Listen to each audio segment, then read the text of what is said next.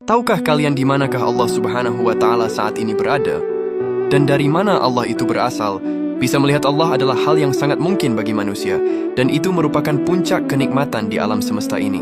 Dalam ajaran Islam, orang-orang mukmin kelak akan diberi kesempatan untuk melihat Allah Subhanahu wa Ta'ala ketika di akhirat.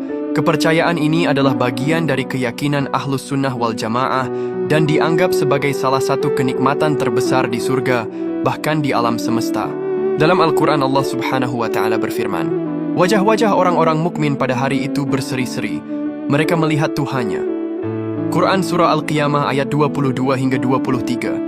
Namun untuk di alam dunia, tidak ada satupun manusia yang mampu melihat Allah secara langsung kecuali orang-orang yang dikehendakinya.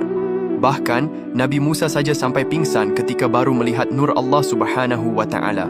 Allah tidak terlihat oleh mata manusia di dunia ini karena dia memiliki sifat al-ghaib, yang berarti tidak terlihat dan tidak dapat dibayangkan oleh makhluknya.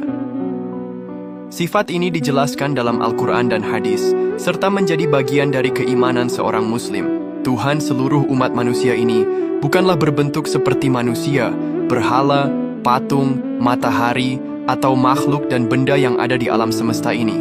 Sebab, wujud Allah itu berbeda dengan wujud makhluk-makhluknya, dan wujud yang sebenarnya hanya Allah lah yang mengetahuinya.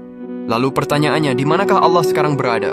Ayat-ayat Al-Quran dan hadis-hadis syahih menjelaskan bahwa Allah itu berada di atas arsy, atau yang sering diartikan sebagai singgasana Allah. Meskipun berada di atas arsy, Allah juga menegaskan bahwa Dia bersama dengan makhluknya dan tidak terpisah dari mereka.